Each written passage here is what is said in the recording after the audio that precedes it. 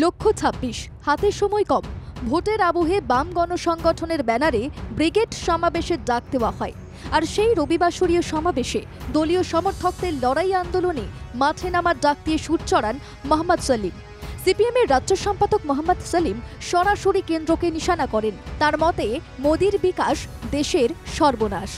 মোদি মমতাকে এক বন্ধনীতে রেখে আক্রমণ শানান সেলিম। কৃষক, ক্ষেতমজুর, শ্রমজীবী মানুষকে সংগঠিত হওয়ার আহ্বান জানানোর পাশাপাশি সিপিএমের হুঙ্কার ফেরানোর কথাও শোনা যায় তার গলায়। নতুন দিশার জন্য আমরা এখানে জড়ো হয়েছি।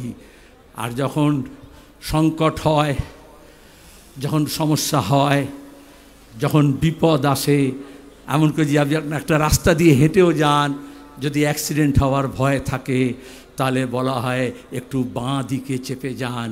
আর শিক্ষকে নিয়োগ হয়, সেখানে দুর্নীতির পাহাড়। সুপ্রিম কোর্ট পর্যন্ত আমাদের রাজ্যের মুখ্যমন্ত্রীর নাকে ঝামা ঘষে দিয়েছে। 4 গণসংগঠনের ডাকে রবিবার ব্রিগেড সমাবেশের আয়োজন করা হয়। বক্তা তালিকায় ছিলেন মোট 6 জন। মোহাম্মদ সেলিম ছাড়াও বক্তব্য রাখেন কৃষক সভার অমল হালদার, ক্ষেতমজুর সংগঠনের নিরাপদ সর্দার বন্যা টুডু, বস্তি উন্নয়ন সমিতির সুখরঞ্জন দে, সিটুর অনাদি সাহু। প্রত্যেকের বক্তব্যে তৃণমূল, বিজেপি, আরএসএসকে আক্রমণ করে।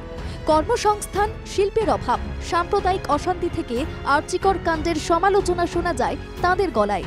বন্যা টুডু অবশ্য স্বীকার করেন, রাজ্যের মহিলারা লক্ষ্মীর ভাণ্ডার পাচ্ছে। বামেরাও যে লক্ষ্মীর ভাণ্ডারের দরদ বুঝেছে তা মহিলা নেত্রীর কথাই পরিষ্কার। আরে আপনারা লক্ষ্মী ভাণ্ডার পাচ্ছেন না? আমি বলছি হ্যাঁ স্যার, আমরা লক্ষ্মী ভাণ্ডার পাচ্ছি। লক্ষ্মীদের যেখানে সম্মান থাকে না, সেই লক্ষ্মীটাকে আপনি ভাণ্ডার মনে করছেন। নিরাপদ সর্দার আবার বলেন, সব মহিলারা যাতে লক্ষ্মীর ভাণ্ডার পায় তার জন্য আন্দোলন জারি রাখতে হবে। বিজেপি স্ট্যান্ডকে পরোক্ষ সমর্থন করেন। তার মতে, রাজ্যে টাকা চুরির জন্য কেন্দ্র 100 দিনের টাকা বন্ধ করেছে। একটা বুথে আন্দোলন চাই। আন্দোলন করার মধ্য দিয়ে আমার 100 দিনের কাজ যাতে আদায় হয়, আন্দোলন করার মধ্য দিয়ে আমার লক্ষ্মী ভাণ্ডার সব মায়েরা যাতে পায়, তার জন্য লড়াই সংগ্রামে জারি থাকবে। আমার প্রাপ্য জমি 100 দিনের কাজের সঙ্গে তাদের একটা নিবিড় সম্পর্ক আছে। সেই 100 দিনের কাজটা বন্ধ কেন? মমতা ব্যানার্জি চুরি করেছে, তার লোকেরা টাকা লুট করেছে, তাই নরেন্দ্র মোদী টাকা দিচ্ছে না। নরেন্দ্র মোদীর আইনে বলা আছে, 100 দিনের কাজের আইনে। তৃণমূল কংগ্রেস বামেদের এই বাংলা বিরোধী অবস্থানের সমালোচনা করেছে।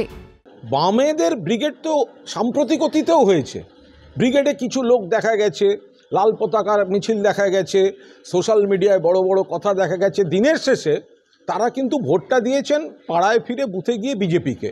অর্থাৎ বামেদের ভোট শতাংশ কমেছে আর বিজেপির ভোট শতাংশ খানিকটা বেড়েছে। তৃণমূলের তো ভোট কমেনি। 26-এর লক্ষ্যে ব্রিগেডের সভা থেকে সিপিএম যখন লড়াইয়ের সুর তীক্ষ্ণতর করছে, তখন তৃণমূল কংগ্রেস তাকে ফাঁকা আওয়াজ বলে মনে করছে। জনতার দুয়ারে মমতার জয় জয়কার কেউ রুখতে পারবে না বলে স্পষ্ট করছে তৃণমূল কংগ্রেস নেতৃত্ব। ব্যুরো রিপোর্ট, বাংলা জাগো।